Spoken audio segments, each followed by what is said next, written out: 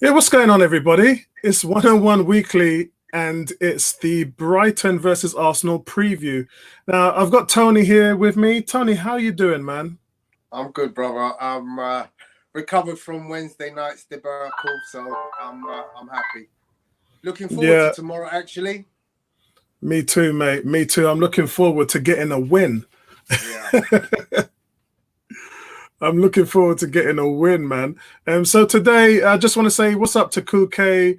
What's Kuke saying? Kuke saying, can't wait for this. We need a win. I hear you, brother. James, good to see you, James. James, probably get you back on Wednesday. So the Wednesday night show next week will probably get you on there. To be honest with you, James, I might do a couple of half-an-hour shows here and there, especially after the game. So I'll contact you and let you know if I need you to pop up. Ebony again, shame. We're missing you on the show, Ebony. Ebony says hi, people, after the show on Wednesday. Yeah, believe me, we do need the win. Bertram's going to be in there in a second. But I just wanted to, Tony, let me get your thoughts on the Man City loss before we move forward. I mean, in all honesty, I did predict a 3-1 win to Man City previous week, so it was no surprise to me. It has thrown up a lot of questions. You know, we look at the team selection.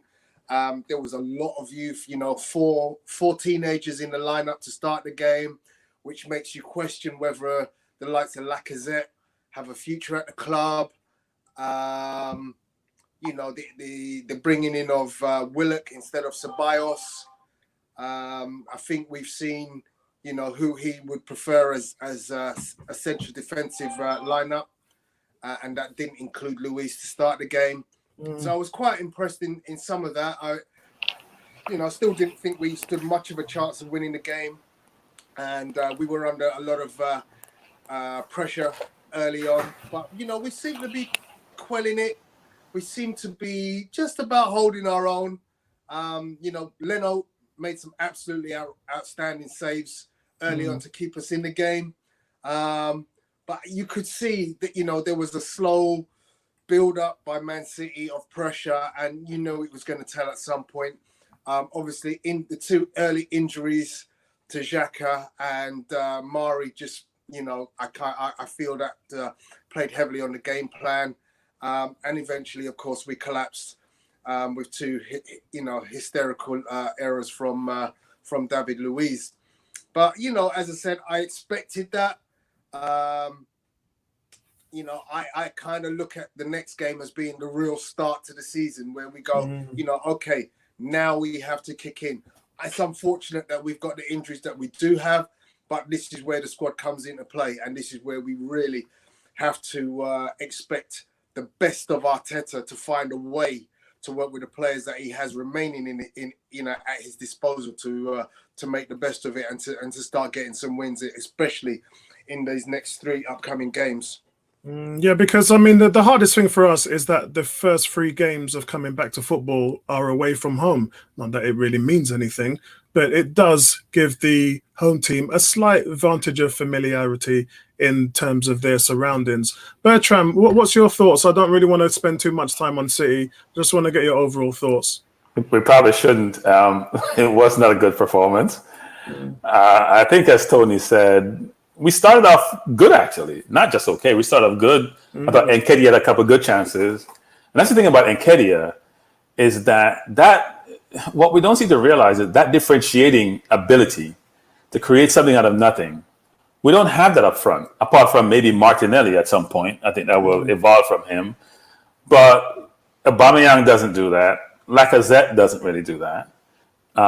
Nelson's a little bit in his repertoire. And that's a challenge that we're running to.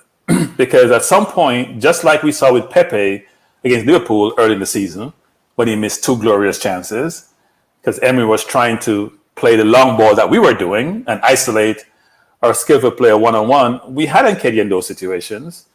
Garcia is 19. City struggles in terms of the back. Laporte is a good player. So if we had that differentiation up front and we scored, that would put him under pressure. Because, yes, they break us down and they had a couple of good chances. And Leno is a great stop shopper, not just good. He may not be good in the air, on crosses, but he's a great shot stopper, and he's showing that again. And he will always look good against the better teams because they play the ball on the ground and not in the air. We're not playing against a Brighton type team or a Watford type team that may use more aerial balls to get at us. But I think overall we looked good in the first 20 minutes. Or looked good in the first 20 minutes. I think it was. Well, I think after 20 they started penetrating, and they looked dangerous. But I think, as Tony said, the injury to Xhaka, even though we keep talking about Xhaka and we don't want Xhaka, Arteta loves Xhaka. Xhaka didn't play in the I'm going to call it the pre-season before this. So Torreira didn't play, Xhaka didn't play, Chambers didn't play, and yet Xhaka was on the field because I think Arteta trusts him. And Xhaka's mistake is not from holding onto the ball like a Guendouzi. It's from some sloppy pass he'll make sometimes. Yeah, it just gives the ball away in the deep areas. Yes, can't afford to have which then that turnover you can't afford. But at least his mistake would be by a pass. Guendouzi tried to dribble by people and gets punished. But overall, look, I think it's what I expected. I predicted 3-1. And Kedia should have scored, so I could get my 3-1 score. I just want to say a big shout out to Sonny. Sonny's saying, I just found out nobody has signed a contract since October when Joe Willock did. Funny enough, Sonny, you mentioned that. I sent a message out because I was told that this morning as well. Big shout out to Colin. Thank you for the football agency news. And a big shout out to T as well from Gooner Squad. Yes, man, them in the building about time. Man been running from 101, 101 live chat that needs man from the streets to give their opinions to the world of football. Man's been hiding. Anyway, listen, big shout out to you, T. And T, bump up that number for Goon Squad, yeah, so people can see what Arsenal are doing on WhatsApp, yeah? Guys, overall, as Sonny just said here, putting this back, I was told today that Arsenal are going to be losing around projecting 60 to 80 million. It's not good news, guys. And I've mentioned before about the Stan Kroenke saying that he's going to chip in and help. There's been no word of that. Arsenal Supporters Trust haven't heard anything in the last 2 months. So from what we've heard today, is it definitely looks like that the transfer kitty is going to be used to help some of the deficit. And it's not good news, guys. Overall, I have been warning everybody about this for months, and it definitely looks like Arsenal are not going to have the money projected to spend in the transfer market. There is going to be some money, but I would guess that we'd have to create our own in terms of selling people like Maitland-Niles, etc., and really finalizing our own contracts. It's not good. People haven't signed any deals. We've had deals for Lacazette, Saka, Aubameyang. We've had deals for Guendouzi. None of those deals have been signed, so I don't know what's happening, and that's the truth. So I think we just have to hold tight. I did hear the Ryan Fraser thing is being seriously looked at now. His agent is very coy about what's going on, and he's quite bullish. So don't be surprised if Ryan Fraser comes in on a free, and that's just easy money for Arsenal. They're not even paying for the players, so I don't really know what they're going to do as far as projection goes. But I've said it all along, pamper your expectations low, in the transfer market, and then we'll have to work with what we got. I'm sorry, guys, but the state of play is for every business that is trying to have these projections of massive losses year on year. And remember, if we don't go back to the Emirates next year, that's 144 million that they've got to find, and operating costs, everything is just going to capitulate. So it is what it is. We have talked about it. Those of you with any type of business sense will understand that this is what they have to do in order to keep afloat. Tariq is saying we need to shift at least 5 men, no two-way about it. There's a short, El Nene, Mickey, Laka, Louise, Chambers. I wouldn't get rid of Chambers, definitely not Chambers. And there's some that can be easily added. Yeah, there is. But I think as we talked about the other day, it's adding quality. I mean, Bertram was speaking after the Man City game, and he was like, look, if you're going to put these kids in, great, fair enough. But it's only quality that's going to make a difference. So the Upamecano deal, guys, is completely a no. The Coutinho deal, no. Write it off. Thomas Partey is the only one that we can actually confirm that there's discussions going on. And our problem is, as if we don't get an agreement before the 30th of June, then Atletico Madrid are likely going to double the 42 million euros asking price for him, and they're within their rights because the contract clause would be gone. So let's focus on Brighton, guys. Brighton would be looking for the first win of 2020. Wow, first win of 2020. You look, Raheem Sterling didn't even score before Wednesday, so these stats here, they I don't care about them. Following the 3-month hiatus, they've drawn 6 and lost 3 in their last 9 games in 2020. And their fixtures don't look too friendly after us. They've got Liverpool, Man City, Man United, Leicester. It sounds like Arsenal. Brighton have performed relatively well, Tony. I mean, against some of the top Premier League teams, they beat Spurs. They beat Arsenal 2-1 at the Emirates. They beat Everton as well, and they held Chelsea to a draw. Tony, what are we up against? Oh, Tony, we can't hear you. Hold on. Yeah, I can hear you now. We're up against an organised team. You know, any team that plays in the Premier League, First Division, Championship, you know, organisation is everything. And I think, you know, we're likely to come up against that again. You know, a team that ultimately are fighting for survival in the Premier League. I don't expect this to be an easy win, but I do expect to win. I expect a response from a caged animal. I expect, you know, the players to be looking at themselves with, you know, some deep analysis and saying to themselves, I must not lose my personal battles. You know, that's something that you can legislate against Man City, but against Brighton, you can't do that. You cannot do that. Players do need to perform. Players do need to make a concerted effort to not just win, but win with some swagger. You know, look, you know, we're Arsenal. We expect that in our football. You know, Wenger ball. We've lived on that for a long time, 20 years.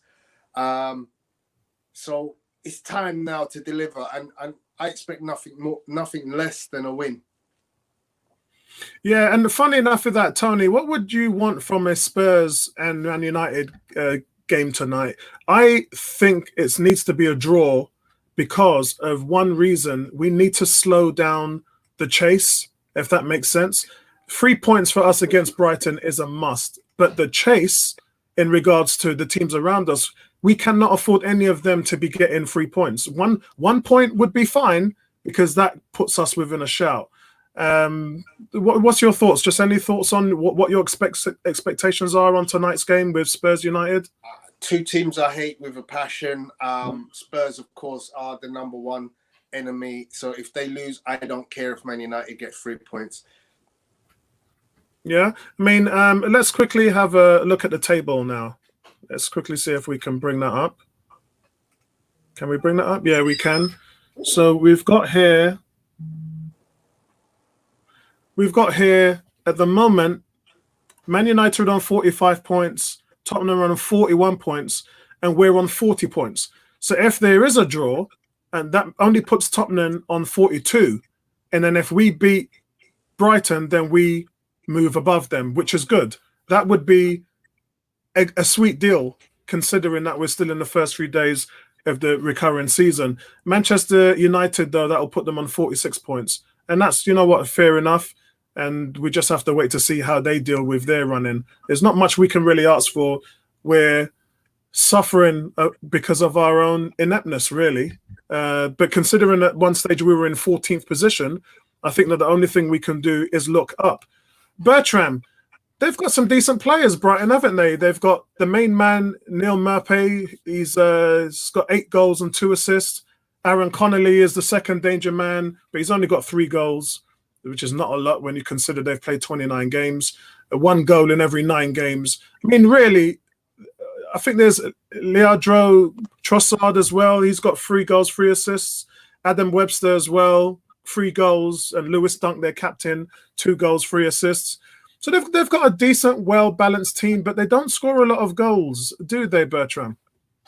Look, I think they're the typical, I'm going to call it English team. They're balanced. They play solid. They don't beat themselves. They're good in the air. They're physical. And that's, you know, they don't have a lot of skillful players or differentiators in their team, but they're very, very compact. Remind you of Crystal Palace, except Crystal Palace has Zaha and a couple more skillful players. They don't have that, but they're very, very solid. And as you noted, the goals are spread around. Our goals are not really that spread out, right? We don't have a lot of different people scoring goals. Yeah. David Luiz, a couple there, but it's mainly Aubameyang. And I think that's a challenge for us, actually, which is we have all these players with names like Lacazette and Pepe, and they haven't delivered based on their reputation or our expectations. So, look, it's been a tough game. As Tony indicated, I expect us to win, even though there's a view, we lost at the Emirates to them, and they played well at the Emirates. We gave a late header as usual. My concern is that we lost Xhaka. So if Torreira is not ready, who plays center midfield? Because the three we had the last game... We're going to do the team sheet after this. It doesn't work. And also, if you think about central defender, that's also a challenge. So that depends who we play. And Arteta needs to... Look, if he's going to play for a Europa space or a top four space, sometimes we'll have to go with try and test it. If you are blending the youth, then blending the youth. And also, I'm not sure why Martinelli is not playing. I'm flabbergasted that someone who has clearly demonstrated, especially the Chelsea game, that is up for the big occasion, that we're playing. Arteta seemed to favor Nelson much more, Saka much more. He seemed to have his favorites, and he seemed to be using training as the barometer to select his team. Well, you know what? As we all know, there's some people are sometimes not good trainers, but come match day, they deliver. So he needs to have the right balance to get us to a good place. But I do expect us to win, and I think the lack of a crowd plays in our favor, because I don't think we were really intimidated at City. I think they were just a better team. So let's revisit that then. So at that time, Emery was suffering with massive losses, and Arsenal lost to Brighton. Their winless streak went on to about 9 matches, I believe it was. It was the 5th of December, I think. And it was Arsenal's worst run in 42 years, going 9 games without a win. Adam Webster's second goal was the one that gave them the lead. I think Marpe was the one that turned in after 80th minute when Lacazette had levelled. And really, it was it wasn't great. I think it might actually have been Ljungberg that was in charge of the team. Yeah, it was Ljungberg. I think after that, it was Ljungberg that it introduced. And Pepe, at the time, had come on and it flicked on the chance for Mesut Ozil's corner to go into Lacazette, and Lacazette got that goal there in the 80th minute. But we might get Lacazette and Ozil back, and Martinelli. There's going to be a lot of rotation, considering there's a game every 3 days for the next 18 days. So I think that we don't really need to worry about who's going to play and who isn't, because when you don't play for 3 months and then all of a sudden you got we saw how tired the team was after half an hour and 40 minutes, and City just ramsacked us. And I think everyone's going to get to play. And we're 8 points behind Chelsea right now with the same amount of games played, and we're going to struggle right now. David Luiz is going to serve 3-match suspension. I don't think he might play for Arsenal again if he doesn't re-sign. Xhaka and Pablo Mari, there's doubts after Mari limped off, and obviously Xhaka, we're hearing it's an ankle and he's definitely going to miss the game, but we don't know the long-term prognosis. Mari, they're saying, is definitely going to be out for the season considering his contract. We don't know about Mesut Ozil. Xhaka, they're saying on the Arsenal website, it says back to training, full training in 2 weeks, which of course means you need to then get back to fitness. So no running for 2 weeks, but back into full training in 2 weeks. That's official on the Arsenal website at the moment, as I see. Yeah, Kez, they initially said it was 2 matches, but I heard Ian Wright and them lot talking about it this morning, and they said it was 3. So I'm going to have to go into the Premiership website and find out what that's all about. It's really bad. Look, I'm new to Twitter. I don't have a big Twitter following, and I put up the video. I recorded the video of Eddie Nketiah getting dragged down, and it was exactly the same thing as what happened with David Luiz and Mahrez, and everyone was talking about it.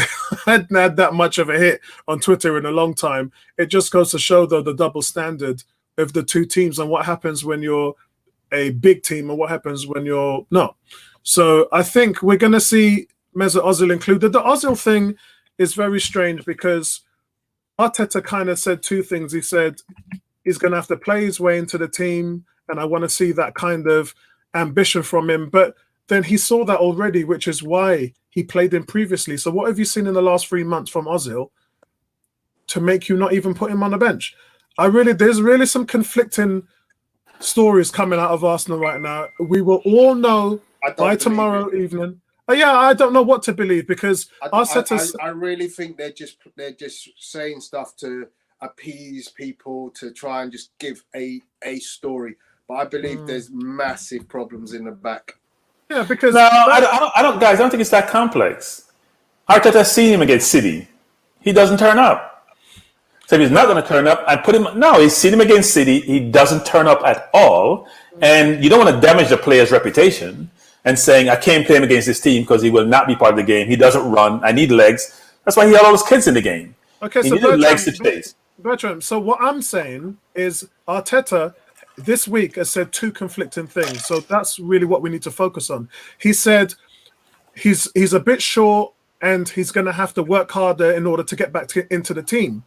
And then after the team, when he was questioned the same question, he said, oh, I left him out due to tactical reasons. So which one is it? Is it tactical reasons, or is it what you originally said the day before, that he's going to have to work harder to get into the team? Do you see where I'm coming from, Bertrand? No, I understand, but Arteta is tying himself in knots and just say one thing and said, I already made my previous statement, and that's it, right? You don't have to elaborate, because sometimes you forget what you said previously. But it's a tactical reason. That's why he played the young kids, because you know they're going to be chasing goats for most of the game, which we were. In the second half, we're chasing goats. That's why they were so tired. And Ozil doesn't turn up in those games. Now, he'll probably play him against Brighton, possibly, because he wants that creativity. But also, I sometimes have to question Arteta's selection. We'll get to the selection, obviously, but I'm starting to question his selection, because some of them are just puzzling. Why you play Saka on the right, to me, is confusing when he's played on the left. Effective. They're all year partnering with Aubameyang. Why put him on the right? To do what? And leave it up. And he's a left footer. He's not a right footer. I know people play on the different sides to cut in, but he probably felt like a fish out of water, and he played like a fish out of water. And Kez is saying here that there's a rumor he didn't want to take a knee. Wow. Or where the Black Lives Matter. I'm not.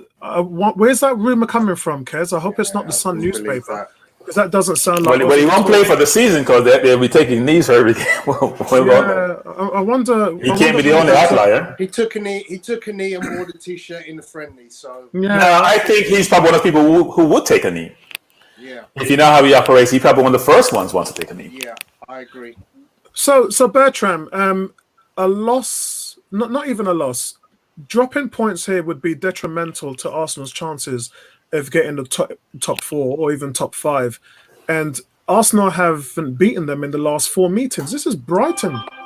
No disrespect. I did invite some Brighton fans on Twitter to come on. So if you are watching the show, please let me know what your thoughts are. We have covered your team for 5 minutes. Bertrand, when we did the original 10-match preview, this was one of the games that I said to you was a draw. Do you remember when I said I only did 2 wins? And then I converted those 2 wins in 10 to 3 wins in 10. And the third win came from this game. I decided, all right, it won't be a draw. It will be a win. This is a must-win game, right? Well, you have aspirations for the top 4. I'm thinking Europa League, so we're in a different place in terms of expectations. But yeah, they are must games, frankly, for the rest of the season. Given where Chelsea is and giving Chelsea confidence, especially in what they're going to look like. They have an incentive to make top 4, because they know their team's going to be boosted for next season. All these players have to prove themselves to be in Lampard's squad going forward. So they have a real incentive to maximize their capabilities for the rest of the season. And they're the ones we're chasing to get to top 4, and maybe Man U and Tottenham and Sheffield for top 5. But look, Brighton is like our Stoke, I think. They seem to play us well. They seem to have us they measure us pretty well. They're physical with us. They play the ball in the air, things that we don't like to do. Our challenge is, if Chambers is not fit, we're going to struggle. Because if Mustafi's not our best central defender, it's amazing how you come up from the cold and you're viewed in a certain way and you're lambasted by the fans and they all want to sell you. And now he's deemed to be our best defender. And frankly, he's played like it. He's played better than Mari, he's played better than Luis for the second half of the season. So hopefully he'll continue that trend and we can partner him. I know people talk about Rob Holding. I don't think Holding is ready. Every time I see Holding, he looks worse and worse. It doesn't make a difference. David Luiz wasn't ready. That's but he doesn't trust Holding. Think about it.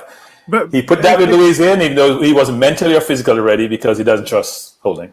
Yeah. I mean, Callum Chambers is definitely written off. Is on the official Arsenal website. Will not be available for a proposed schedule of remaining 2019-2020 matches. Okay, guys. So let's. All right. So maybe Socrates comes into play. I don't know. Yeah, I think so. So let me cover the base, and then we can go into the team sheet. Socrates is also on the Arsenal official website, coming back to training in the next 2 weeks. I'm reading it live off my phone right now from today's pre-match Arsenal story. So I don't know, obviously we have defensive problems. We have that. That's why I just said to Bertram that Holding's probably going to play. It has to be.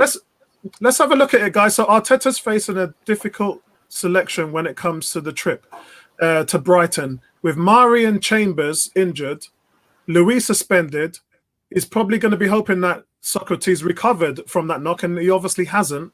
So that means that Rob Holding is another option, I'm afraid. Outside of that, it's the 17-year-old guy who's come up from the academy. Or Klasnach. I don't know what situation Klasnach is in at the moment. Xhaka's absence means that Ceballos and Guendouzi are probably a lock for the Holding partnership. Torreira's still recovering from the fractured ankle he got against Portsmouth in the FA Cup. Aubameyang, who was just awful against City, absolutely awful. Lacazette could be spearheaded in that attack. Nketiah might be rested. Pepe will probably start. Being recalled, obviously. Nketiah as well. I think Saka will probably play at left back. And the reason why I'm saying that is because this is too many games for Tierney coming back from an injury. Absolutely. Yeah, you don't want to play him coming back from the injury every 3 days. So I believe that Saka will start at left back. Joe Willock will probably make another start lineup again, simply because Ozil can't play. And we just, this is what frustrates me about Martinelli. You're missing Martinelli. Oh, why don't you just play Martinelli in there? You have to. And in all honesty, Apollo, I actually believe the reason Martinelli didn't come on as a sub was at 2-0. I think Arteta went, you know what, the game's over. I literally think I don't think so. Then he would have played Martinelli instead of Lacazette. I don't think he had the confidence in Martinelli. I think he prefers Nelson, and that's been obvious. Nelson is getting much more game time than he did under Emery, even though he was injured during Emery's reign. But I think he has much more confidence in Nelson than he's seen in Martinelli. I don't know why, because Martinelli is the only complete forward we have. Yeah. The only complete forward we have, and yet he doesn't get on the field. Big shout out to Zach. Good to see you, Zach, in the forums. Also, Kevin, you're a first timer. I don't remember seeing you in the chat room before, but nice to see you, mate.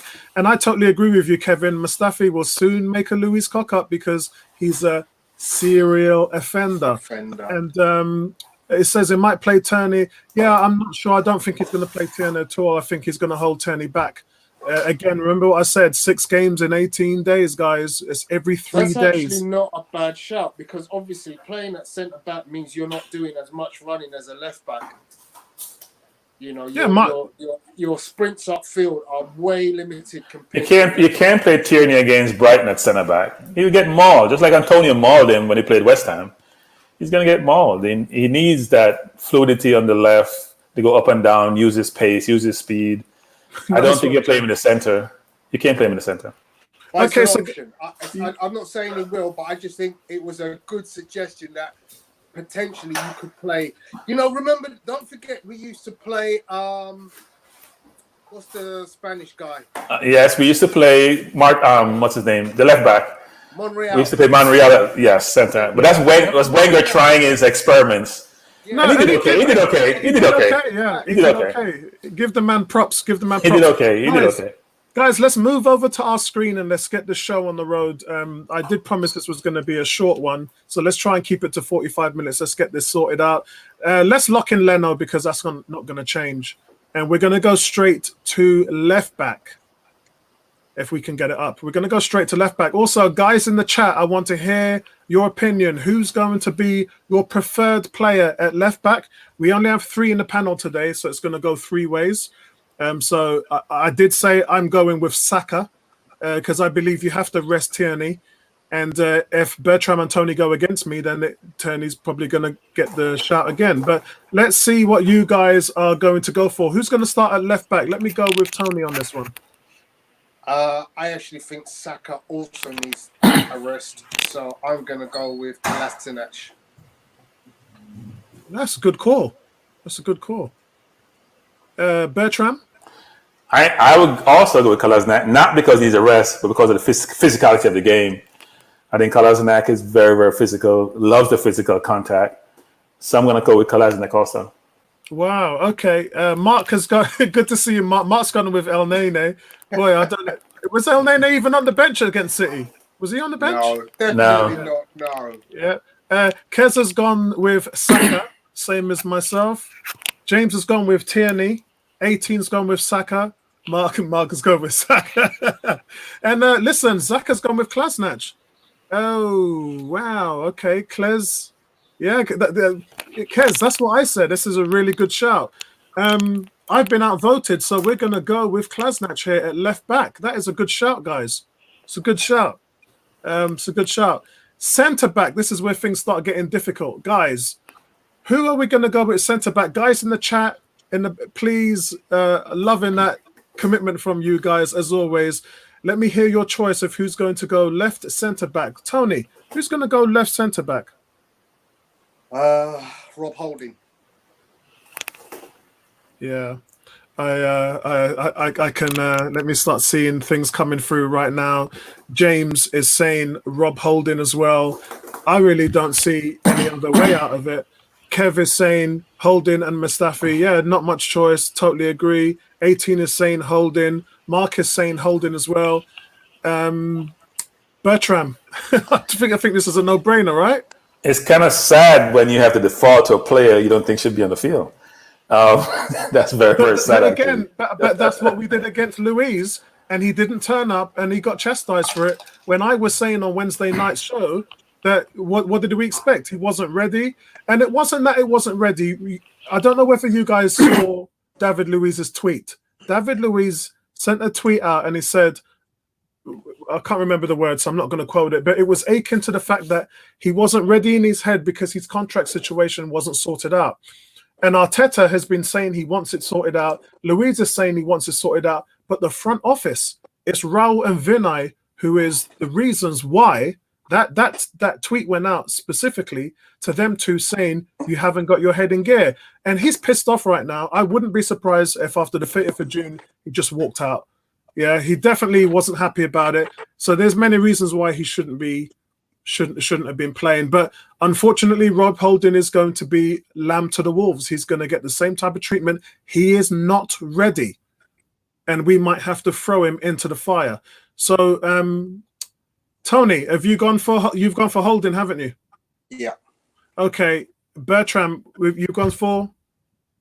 I'm not a billionaire because my head wasn't in it. You know, I was struggling with life. My head wasn't in it. That's why I'm not a billionaire. David Luiz has given up 4 penalties this season and is a walking error. What are we talking about? His head is not into it. Then he's never into the game because he's always making errors. They said it before the game. If you listen to Neville, if you listen to Carragher, all these people are saying the same thing over and over. This excuse about my head not being into my contract situation is nonsense. The ball bounced, put your body behind the ball, and there we go. Give them a penalty just like you did against Salah and you've done throughout the season. Has nothing to do with your head. Yeah, your head is a problem continuously, contract or no contract. So yes, it's Holding, but this excuse that David Luiz give, there's a reason why they're not giving him a contract as yet. Arteta may be pushing it, but they're saying, look, we don't trust him, and we can't give someone 120, 30,000 pounds a week to give away goals. So, guys, you know the truth. The truth is the nickname that I give to Rob Holding. I'm a big Rob Holding fan. And I just hope that if he does play, which it really looks like it, then I really think that I really hope and pray that he puts in a massive performance for his confidence, and then we can grow from there. Because, like I said, under Emery's first year, before he got injured, he was our best centre-back, and I would challenge any of you lot on that. But so, Mark, I'm right there with you, Mark. I know Holding's a good player.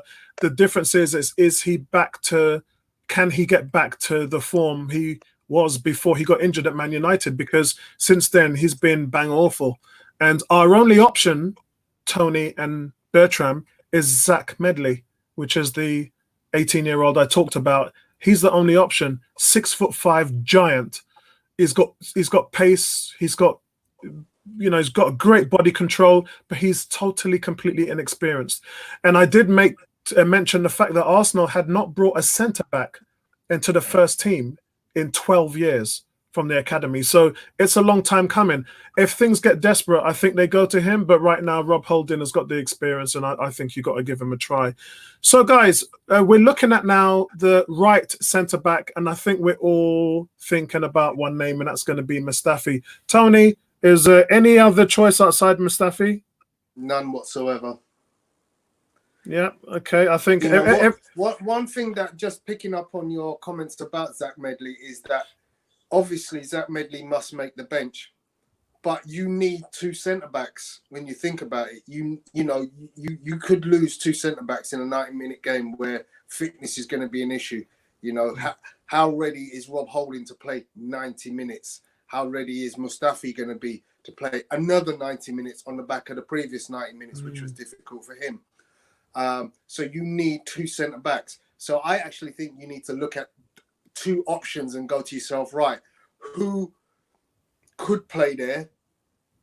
We've mentioned about the possibility of Tierney going in, filling in that role.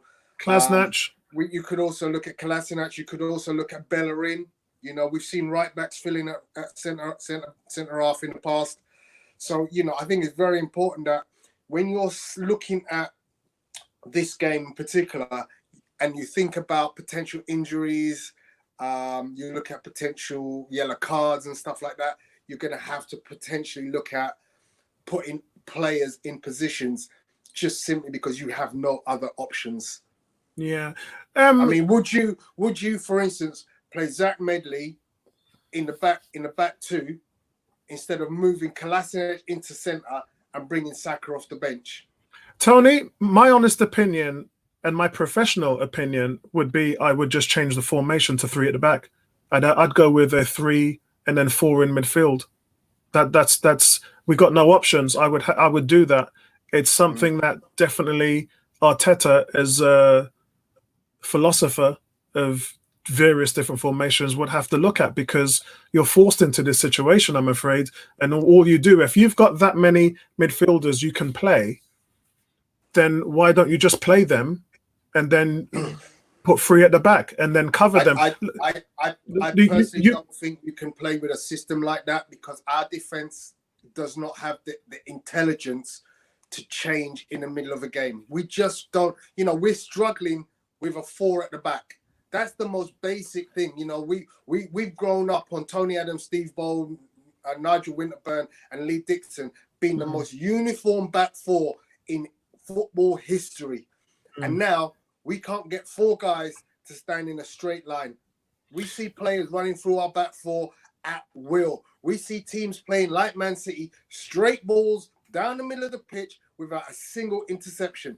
And with that kind of thing going on at Arsenal, you can't expect 4 players to turn into 3 and really know what the hell they're going to do. So, Bertram, 3 at the back works, doesn't it? Because you've only got 1 striker to worry about.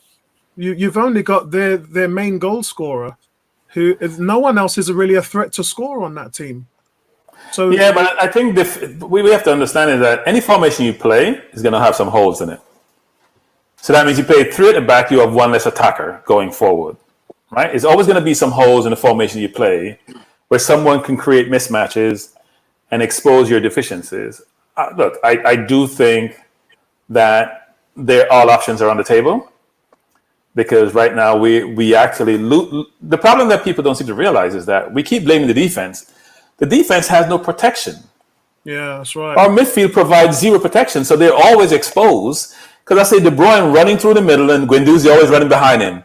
We take the wrong wrong angle. So you take the wrong angle, they're by you. And all it is now, our defenders are not the best tacklers, frankly. So they're in one-on-one situations, or they're running their back to the goal, and we're exposed.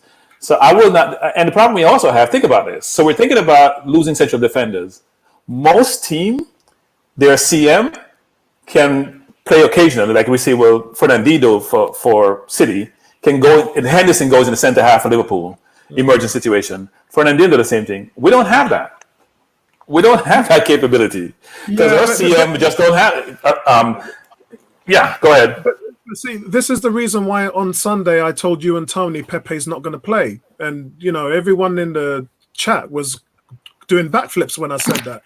And it's because I study formations, tactics, and all those different things. And it's impossible for any top-class manager to put an attacking right winger in there when you've got Raheem Sterling behind tormenting Bellerin. It just, you can't do it. And I knew Arteta wasn't going to do that, and he didn't. And it just made sense to me. It didn't make sense to a lot of people. And now we're here talking about, look, you can play Pepe against Man City if you've got two great holding midfielders who can facilitate the rot, who can stop all those angles and have great positioning. You can do that, but we don't have that. So that's the reason why I didn't think Pepe can play in this game. He can. Of course, he can play. Pepe could have played against Man City. That's where your creativity, strategy come to play. Pepe should have been the number 10. Pepe should have been a 10 against Man City. Yes, on the wing he exposed. His defense is not the best. You put him in the 10 where Willock was playing in the sort of second half.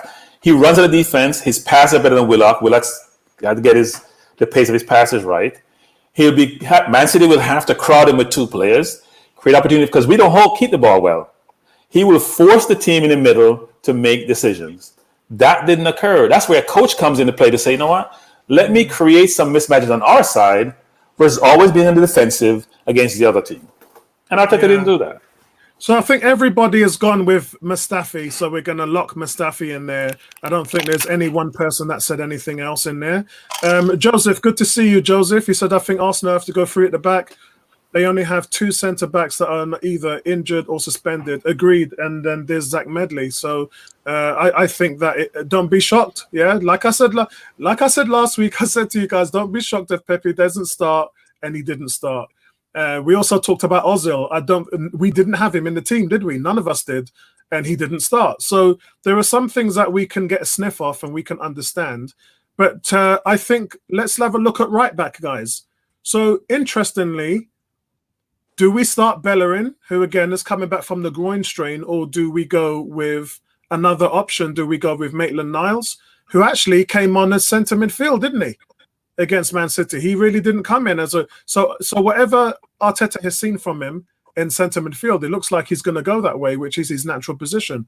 So Tony, what's going to happen at right back? And also, guys in the chat, who's going to be our right back? Is it going to be Bellerin? Is it going to be Cedric Soares? No, it's not going to be him. Is it going to be Reece Nelson? Is it going to be Maitland-Niles? What's going to happen at right back, Tony? Ainsley Maitland-Niles. Yeah. Guys, Kevin's gone for Bellerin. Mark has gone for Hector as well, Hector Bellerin. Bertram, who's going to start at right back? Bellerin. He hasn't played Maitland-Niles at right back since he's taken over. I can't recall. So, and he hasn't played him in the friendlies at right back. He plays in midfield, but he played him further forward, which is interesting, given where he's probably needed more in the CM role. So I think it's going to be Bellerin. I think Bellerin has now fully recovered. He's quick, he's fit, and he's back to himself. We talk about Rob Holding. That ACL injuries take a while to recover from. Some people take much longer. Some people take 2 years versus a year. You see someone come back within a year, as you see what Falco did. It never really works out well. Yeah. So you have to take your time. Theo had it. Oxlade-Chamberlain had it. You have to take your time to recover from these injuries so you can be fully fit. I think Bellerin is back to his old self. He looked really good against City. ACL, I got 2 words for you. Adrian Peterson. Rotted. All right, let's move on. Man. Wait. The workout is different for football players, as you know. All they do is lift weights and strengthen their body so they can recover quicker. Listen, I just want to tell you a story as a Redskins fan. You guys know this guy's 35 years old. He's rushed for 1,000 yards. Yeah, there's only 3 running backs in history have done that at that age. When we signed him, he was 34 years old, and Coach Gruden said that this guy hadn't played in 6 months. Yeah, in fact, he hadn't played in 9 months because when he was with Arizona Cardinals the season before, he didn't play for the whole season. He was injured, and then he missed the whole season. When he came to our camp, Jay Gruden said, when they asked him to run the drills, they test players to make sure their fitness levels are okay and they can survive for the game. He said when he turned up for the drills, he was fitter than any of the other running backs on the Redskins roster. Rotted. Anyway, guys, we have our back 4. We've got Klasnach, Holding, Mustafi, and Bellerin as our back 4 against Brighton. We're going to go and look at now the holding midfielders, the 2 holding midfielders we've got. Guys in the chat, this might be a lock. It might not be a lock. I think we've got to see how this works now. Tony, who's going to be, first of all, our left holding midfielder?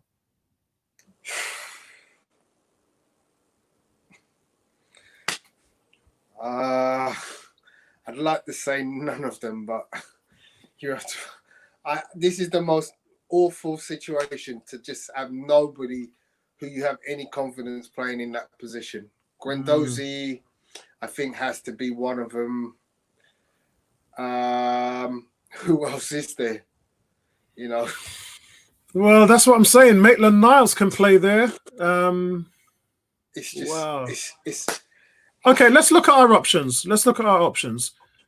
Flipping hell, this is not good, is it? It's not good. Right. Maitland-Niles can play there. Ceballos would be the other position. He's not. It's just the cupboard's bare.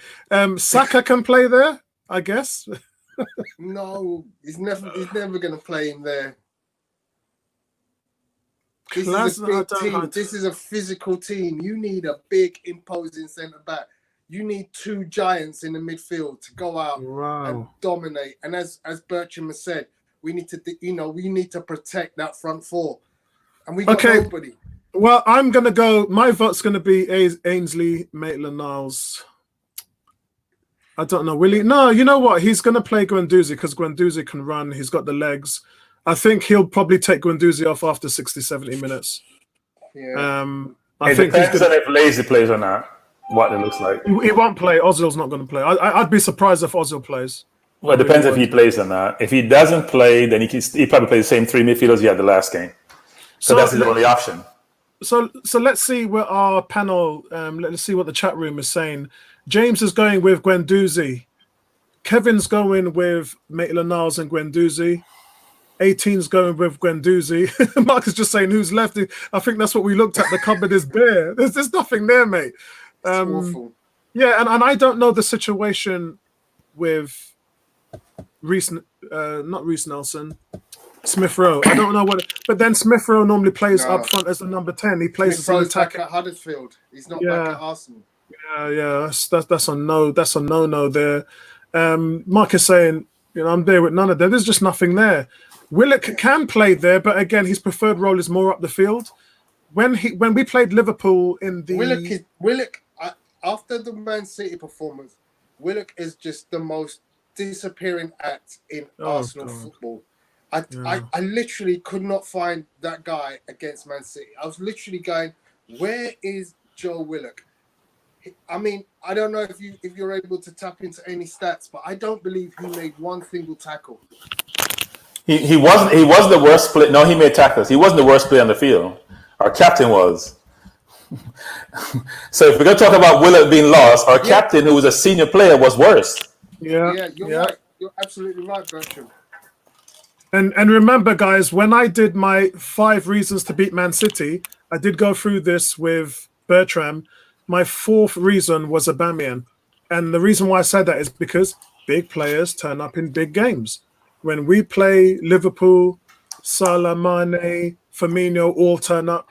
when we play Man City, De Bruyne turns up, Aguero turns up, Sterling turns up. When we play Spurs, Kane turns up.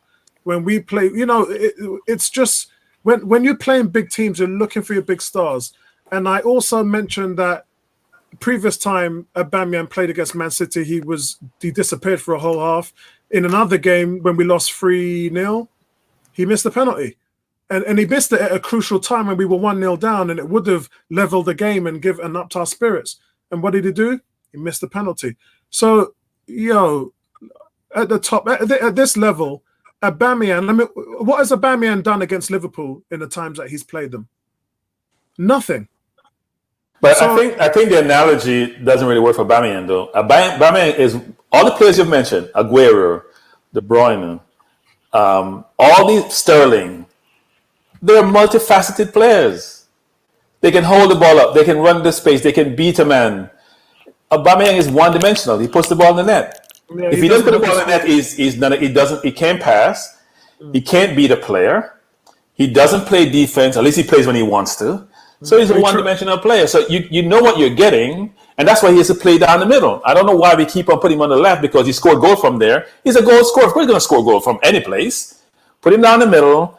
Allow your wing backs to have help from the people who are playing wide, whether Nelson or Martinelli or even Pepe. I think it should be Aubameyang down the middle and Pepe behind him. That's your lethal two players, one who's creating space and the other one making himself available to score. Otherwise, you're just killing yourself. And it's very frustrating to watch all this. Right, so we've got Emery and saying Ceballos, Guendouzi and Niles. It's probably going to be the way. I mean, to be honest with you, I would actually take out, after seeing Niles' performance in the two friendly games, I wouldn't even play Willock. I don't know. I've given him so many chances, and I would still give him a chance. I would definitely do that. I made an advocate about saying you got to give these guys time to develop, but we need some performances now. And the only way that you get guys to up their game, like Lacazette did, is to drop them, put somebody in front of them and let them fight to get themselves back in. And that's why Lacazette was playing well off the bench when Nketiah was in there. But to be fair, though, on the right side against City, whether it was Saka or Willock, they were both missing. I don't hear Saka get any grief. We are so biased as Arsenal fans. We are very biased. So Saka plays well all season. He had a stinker, and no one criticizes him. Yeah, I didn't think he played. Which is amazing. No, he was awful. No, he offside 3 times in the first half. He was non-existent. When he went to wing back, where you're defending, of course you're going to look better because you're the last line. You got to get more involved and more play. He was not there offensively at all throughout the game. So Willock, there was the only one who had a stinker. I like Willock. I thought last year, when I saw Willock 2 years ago, I was like, he's not going to make it at Arsenal. He scored in that friendly Henry type goal. He has scored goal as a roving midfielder playing in the 10. That's why I think he's getting a game, because we're not getting goal from midfield. But against City, don't judge him against the City game. If he plays against Brighton and other teams, City and Liverpool, don't judge our players, any of them, because they're not the same level. Okay, guys, so is there anybody, I think we've gone for Guendouzi as one holding midfielder. We are going to lock in Dani Ceballos. Is there anybody else that disagrees with that midfield? Guendouzi and Ceballos? No. Okay, so we can move on to the front. We can move on to the front three now. Who's going to play in the hole? Is that going to be Willock again? Oh, Lord. This is a mess. He should play Pepe in the hole. I keep saying that over and over again. But will he, though? I mean... He won't. He will not. Just like he won't play Martinelli. He's got to play Pepe in the hole, I'm telling you. If you're looking for Ozil in the hole, then why can't Pepe play in the hole? Yeah. Okay, you and guys. I agree on that one, Bertram. We both see the potential for Pepe to play in a roving role in the middle of the park. You know, he did it at his previous club, but quite clearly nobody else is seeing it because, you know, neither Ljungberg, Emery or Arteta is looking at him and going, oh, this guy's got so much talent. Let's give him a roving role. And which is really mad, because if you saw the interview with Ian Wright, Lacazette and Aubameyang could not stop saying how good Nicolas Pepe is technically on the ball. He runs rings around players in training. Apparently, they absolutely just fall on the floor in his like presence. So I do that because I know this guy's got it in him. I've seen it as when you look at the research of this guy, he doesn't play on the right exclusively. He comes in off the left. He plays straight down the middle. He's got so much in his locker. But no one, the guys at the top just ain't seeing it. I don't understand it. Well, I think Emery tried him against Liverpool, right? He didn't score, but he was the only person who got by Van Dijk, frankly, driven past Van Dijk, probably for the entire season, to show he has the capability to beat any player one-on-one. And you want those mismatches in the middle of the field. Similar to like a Mason Mount, for example, you see he can create things in the middle, create mismatches. You want those players, and his skill is off the chart. And it also saves him from the work he has to do on the wing. Because the people don't realize the play that creates challenge you in terms of your ability not to get tired is if you're a dribbler, that's the time you get tired. When you dribble a lot, it takes a lot out of you. Sort of going forward. So if you allow him to play in the 10, he has the Ozil type freedom where you can tackle when you want or pretend you're tackling. Then he has a chance to play much more offensively. And you put Nelson on the wing because he likes Nelson. Nelson will help to cover Bellerin. Similarly, if you put Martinelli on the wing to help cover off for Saka or Tierney or Kolasinac, you have a better team on the field. I'm not sure why he keeps on putting the same team, his players on the field. And the results, look, there's a first loss in 2020, I guess. So people will say, well, he's done well. But he hasn't really been winning games. He's been drawing games. So guys, who's going to play in the hole? So I'm all right. Our choices are Ozil, Willock, Martinelli.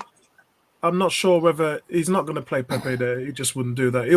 He didn't start him in the last game, so he'll start him on the right.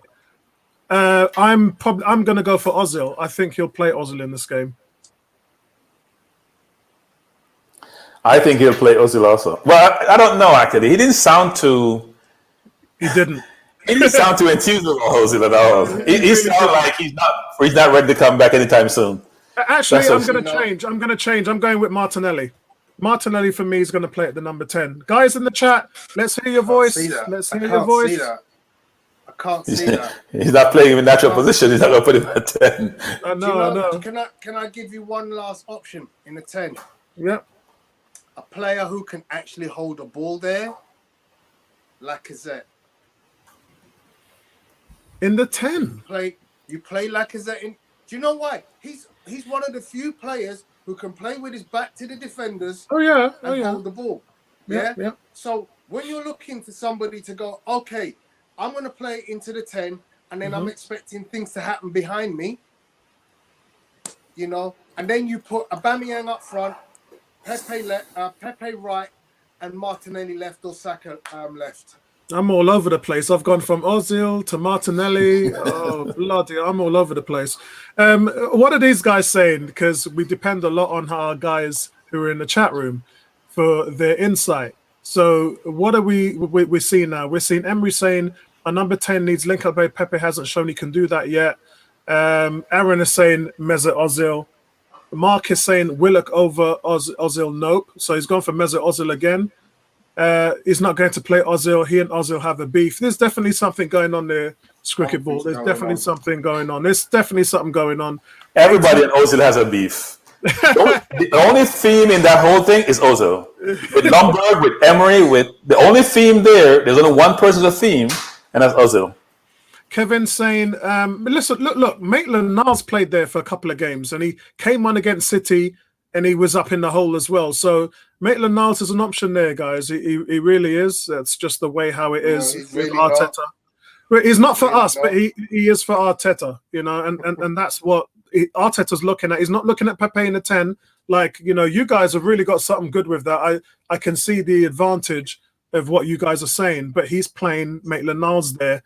Emery is saying no chance for Martinelli playing at the 10. Yeah, it's a real shame, man. I think he just sees him as a winger, somebody who can go on the flanks and cut on the inside. Emery is saying only other option is to play Ceballos at the 10. He can't do that because he doesn't have any holding midfielders.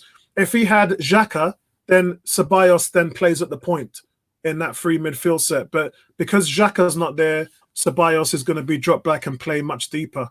Ozil has Yeah, Tony, what's your verdict? You know what? I know I'm gonna. This has got to be one of the worst team lineups I've ever had to try to make a decision on. It's just full of missing players who are specialists in particular places. I'm just gonna go with Ozil. What the hell? I just think whatever difference Arteta has with him, he has to choose. He has to take it on the back and just say, listen, I have nothing else to work with here. I need a win. We are playing Brighton. Playing Brighton. Yeah? We're not playing Leicester. We're not playing Liverpool or Spurs. We are playing Brighton. If Ozil cannot perform in a game against Brighton, albeit away, he's done. He's done for the season, as far as I'm concerned. Agreed. Bertram, have you got anything outside of that? You're muted at the moment, Bertram. No, I'm muted on purpose. Ozil's been done where have you been, Tony? Ozil's been done for the last 3 years. Ozil got his retirement contract. His retirement contract of about £70+ million, but that translates to about $90 million. He's been done for a while now. I mean, he's in retirement. He just comes to visit us periodically to share something. So Bertram, slow your roll, bro. Bertram, he's done. He's done. He's one goal for the season. He's done. Done. Arteta something in training to get chosen when we was on a good streak, when we had the 8-game unbeaten streak. Ozil was a big part of that. Newcastle, he got man of the match. Come on. Because Arteta had the virus much earlier than we thought. It only manifests itself later on. There's no way.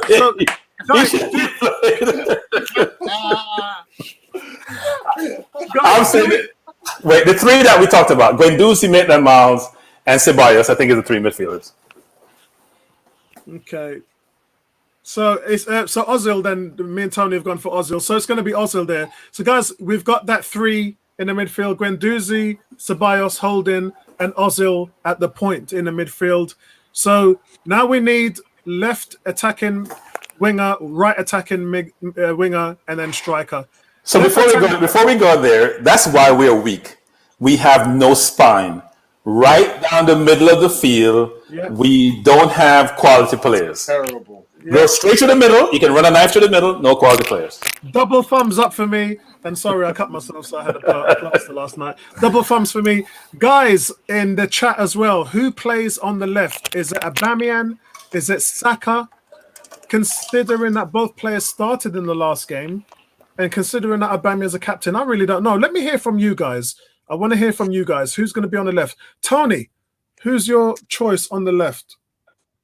On the left, I'm going with Martinelli. Ooh. Okay. Ooh. He did so well there previously. You know, the guy scored 10 goals. And he's played most of his time at left wing. Okay, so on the left, so we've got some coming in now. We've got Kevin saying Saka on attacking left. Mark is saying Aubameyang on the left. 18 is saying Aubameyang on the left. Emery is saying Saka. Cricket Ball saying Martinelli on the left. And Aaron is saying Martinelli. So you're going with Martinelli, People who are Tony. saying Aubameyang on the left need to start watching football again, because you really are delusional. That You got to play him at the cannot point. play on the left of midfield. And I know it's Brighton, but you know, that guy is just not in any way, shape, or form suitable for that position. Bertram, Martinelli on the left or Abba. Saka? Who? Look, Saka. Arteta is predictable. He's going to play Abba. It's not who I think should play. It's who he's going to play. He's playing Abba on the left. He's played him on the left all season since he's joined the team. He's going to play him on the left. Yes, it should be Saka or Martinelli or any other, or Nelson or Pepe, because Abba is used to that there. But he scores goals, right? So he scores goals anyway. Who I want? Martinelli. Right. Okay. Martinelli, but it's going to be Abba. I'm going with Martinelli as well. And I'm going with Martinelli because there has to be a form of rotation in this team. And you have to, you're riddled with injuries right now. You got to go with some fresh legs. I like what you lot did with Klasnach. Klasnach, quality choice, Tony and Bertram. Love what you two did there. We have to have Martinelli on that left-hand side. Remember, Klasnach can offer a lot of support as an very attacker. dynamic. Exactly. So wait. I'm confused about something. What did Abba do to get tired in that game so he needs a rest?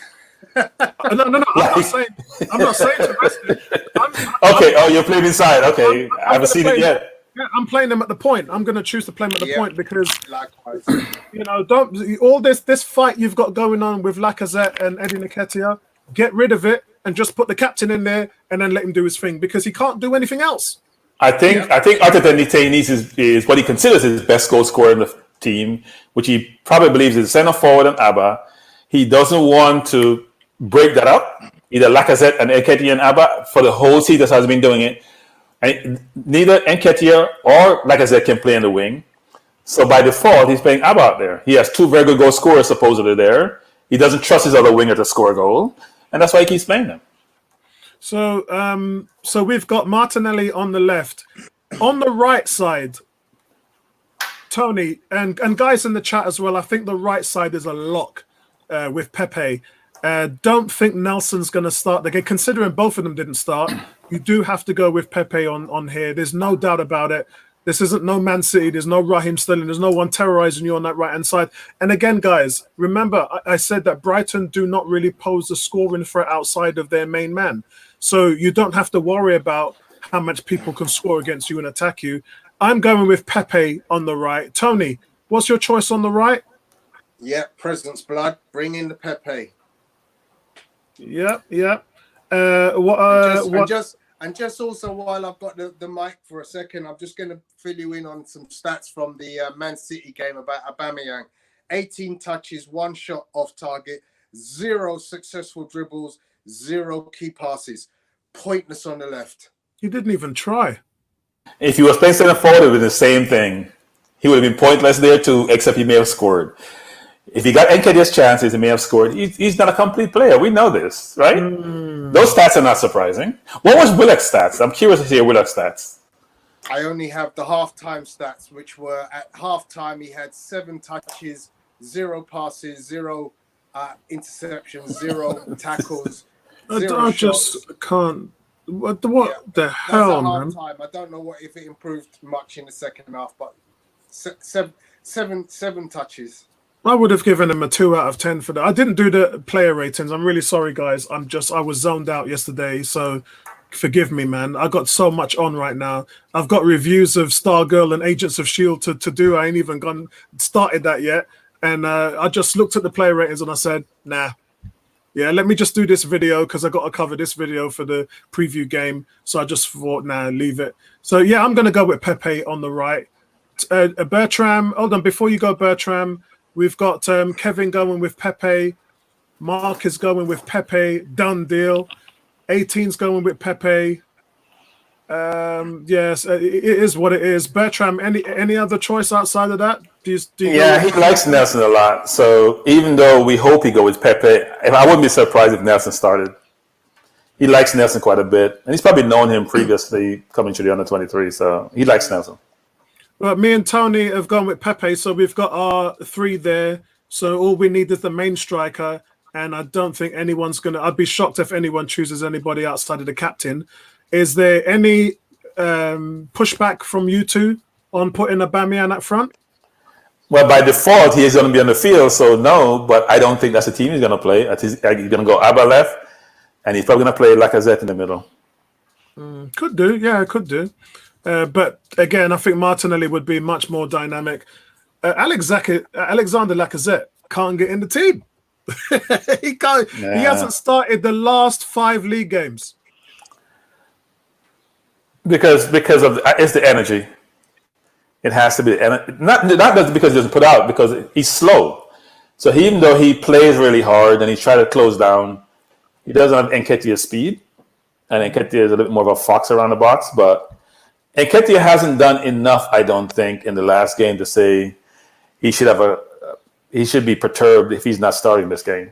Yeah, and you know me, I can't agree with that. I think he's shown Arteta in practice and in the games that he's played previously that he's doing everything he can to fight for the ball in the midfield and facilitate the philosophies that Arteta wants. Look, if you're doing what I'm telling you to do, why am I benching you?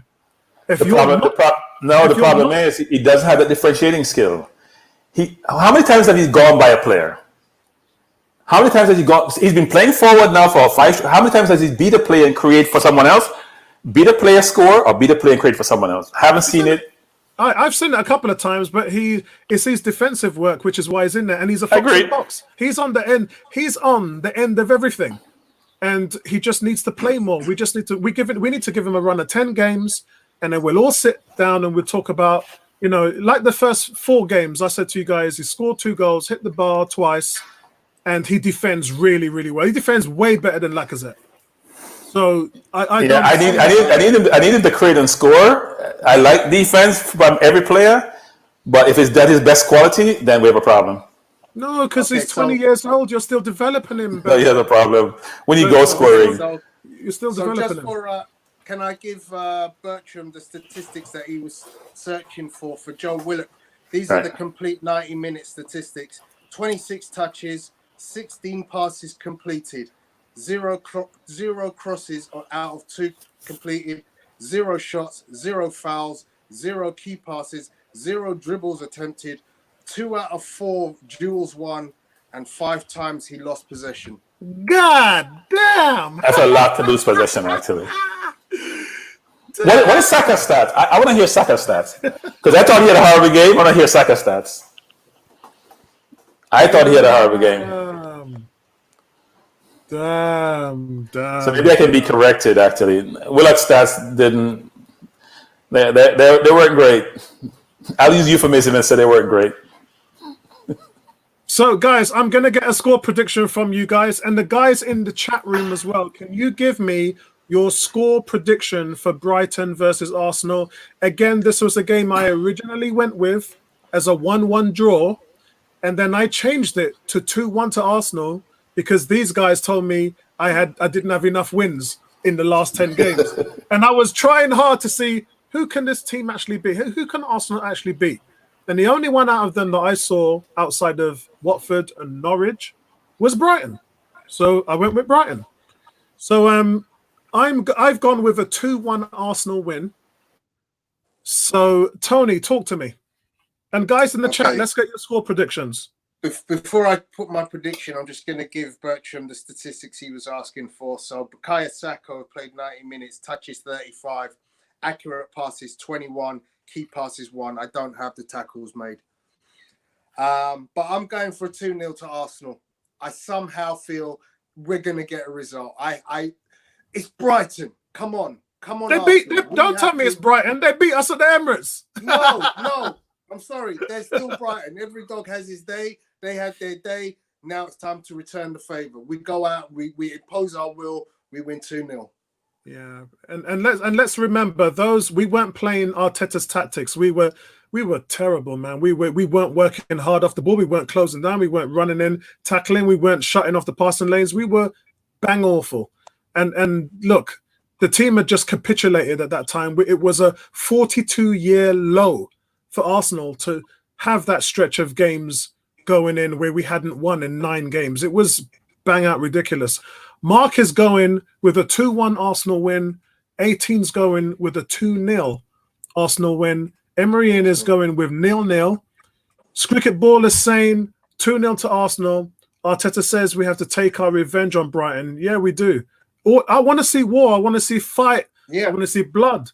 I want to see sweat. You know them new shirts me and Bertrand were talking about for next season, the white shirt with the red blood? That's the shirt that they need to come out with and start to... Awful. Yeah. Well, we want a finished team to demonstrate. What do you think we're talking about, Stoke or something? The old Stoke. I don't see that happening with Arsenal. So I'm going with 2-1. Tony's going with 2-0. Cricket Ball said 2-0. Bertram, what are you going with? I'm really encouraged by Leno's performance, even though he has to improve in the air, and Brighton will play the balls up front. But I think we'll win 2-1, and I think Leno will be the MVP. Yeah, I think there's Maybe man of the match.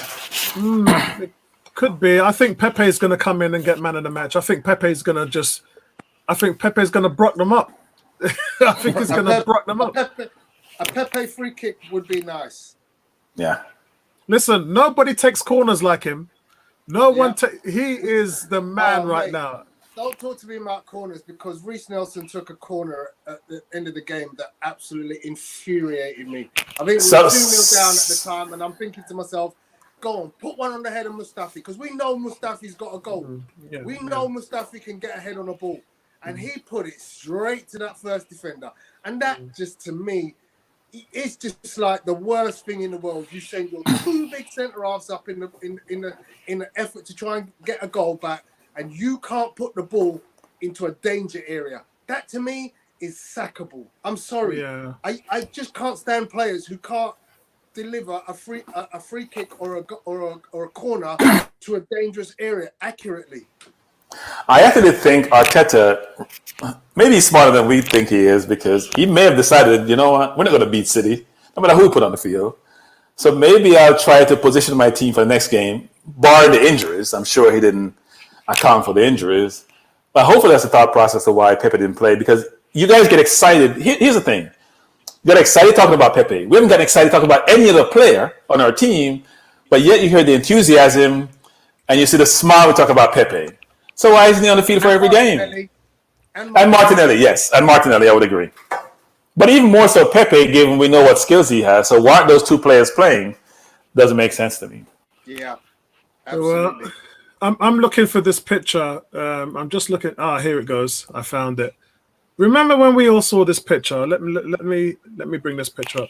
Remember when we all saw this picture? Or when we saw this picture, we said that the Premiership are dead. They're in trouble. Yeah. We are coming for the Premiership. We're going to rip the Premiership apart. We're going to brock up the defense in the Premiership. And then what happened? Because I think we forgot we had to play defense. That's the first thing. And second, we forgot it's not a one-way going forward. And then secondly, we expect Laka to produce more, and we expected Pepe to storm the league. And obviously that hasn't materialized. And we also didn't realize how deficient Abba's game is, and so how one-dimensional his game is. And every time he plays, it becomes much more obvious. So yes, I would agree. We all were enthused. We all thought, yes, now we have a strike force that's going to terrorize the league. And it's worked actually almost to the opposite. Abba scored goals, but that's it. Bertram, that's £190 million strike force. Yes, and yes. It's the most expensive strike force in the Premiership. Yeah, well, not the most valued, the most expensive. So that's what we do really well. Coming in, we spend a lot of money. Going out, you can't get 190 for these three now, and yet you can probably get 300-400 for the Salah, Firmino, Mane combination.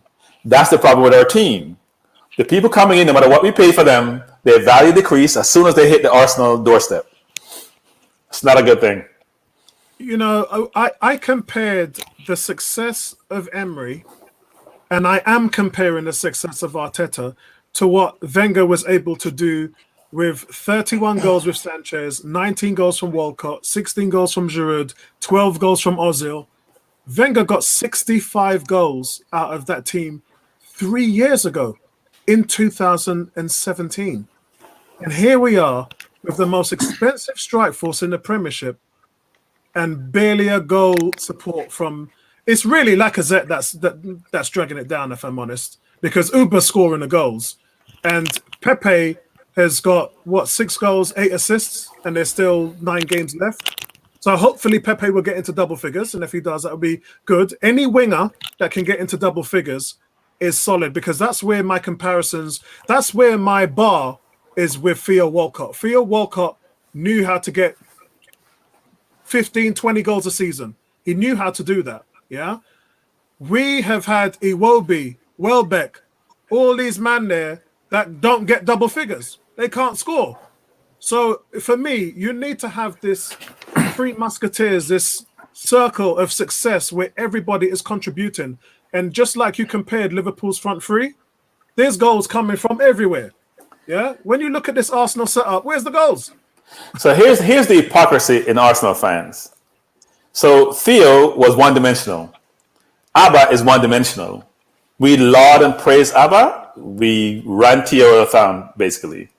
And Theo was a winger, for Christ's sake, who was scoring goals. And that's not the norm. Not because we have the Sterlings that were scored, Mahrez scores. It's not the norm across the Premier League. And yet we ran Theo out of town, who scored much more goals than our wingers have done or are doing. And yet Abba, who's one-dimensional, gets praised a lot. And maybe because he's the only one scoring, frankly. So, guys, look, we got a lot of guys saying that Walcott was amazing. He was amazing. That was amazing. He was amazing. Look, you and I were 101 forum, Apollo. We were probably a couple of only two continue to defend Walcott. He was ostracized. He was critiqued. He was denigrated. All adjectives you can use to belittle someone, that applied to Theo. So now we can't see how great Theo was. And Wenger wasn't playing him in the last couple of years with the team. You can't rate a player and say he was amazing. How's an amazing player not playing? Because the fans didn't value him, neither did the manager. He hasn't done well at Everton, but he was great for us, frankly. And the goals dried up when we put the Ox in there. All that productivity just vanished. And we haven't actually recovered from that since. That's why when we bought Pepe, I was like, oh my God, now we're going to get some production from that right-hand side, because there's not been any assists, any goals, or anything to that effect. When Mkhitaryan came in, he was average, and then he just went downhill. He was so inconsistent. But again, Mkhitaryan wasn't a player who got 20 goals. I can't remember. In Walcott's last season here, he had 19 goals in 27 games. That's a mad rate of scoring. 19 goals in 27 games. Theo has been much more productive than Lacazette has ever been in any of his seasons, frankly.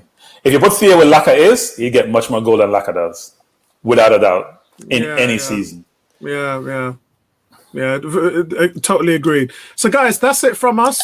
That's the Arsenal versus Brighton preview. And we're going to find out now, really, whether this team can deliver tomorrow. I really hope that they do. I don't know what I'm going to do. I might do a little half an hour after game thing. I don't know. It depends how I feel on Saturday night. I might do it. I might do a half an hour show, because we do have our Sunday show. But I think what I'm going to do with most of the shows now is, I know I used to go at 2.5 hours and all that. I can't do that anymore because there's so much content to cover. So I'm going to be kind of holding shows to an hour and 20 minutes like today. Yeah. And just try and get more content. This was meant to be a half-hour show. I know. But you know, what can we do? The thing is, our panel and the chat really drives the show. In the chat, these guys are brilliant. They got so much to say, and we got to feed off that energy as well, which I love to do. So but that's good. It's great for me because I don't have to do another video now until after the game. So guys, that's our preview. Any closing arguments, Tony? No, let's go, the Gunners. Back our boys all the way, every time. Let's go out there. Let's show them what we're made of. And play for the badge, mate. Play for the badge. Yep. Yeah, I think a win here will make our season. Frankly, I think it will give us momentum going to the next game. So we do need to win. A draw will not do it. We do need to win on Saturday, and I expect a victory. Because as I said, a draw against Spurs Man United tonight is what we want. We want them to not get 3 points. Either one of those teams tonight cannot get 3 points, because that gives us the ability to take advantage tomorrow and start to chase them. If we slip up, sorry, I have to say, because I didn't originally think Brighton was a game we could win. If we don't win tomorrow, as far as Champions League goes, that's it for me. I think the Pogba, Fernandes, Rashford, those three are a handful for any team. And I think those Spurs have their full team back. It'd be a tough game for Spurs. So, all right then, guys. Sorry, go on, Bertram. No, I don't see a draw in that game. I think somebody will come out of victor. And my hope is, as you're hoping, that they draw whatever that score is. I really don't care, as long as they don't get 3 points. Agreed. And that we can move up the table. So agreed. All right, and guys, that's it from us. Thank you for everybody in the chat room who's joining us. Always a pleasure to have you guys. And let's revisit this tomorrow after the game. We might go, I don't know, 8, 9, or 10 o'clock, depending on what my panel wants to do. If we want to get together and talk about the after show, then we can do that. And I'll probably do player ratings for it as well, because I didn't do that against City. Because seriously, outside of the goalkeeper, and maybe Kieran Tierney, everybody would have get a 0 from me against City. So that's it, guys. Take care. Right back at you. Peace out, man.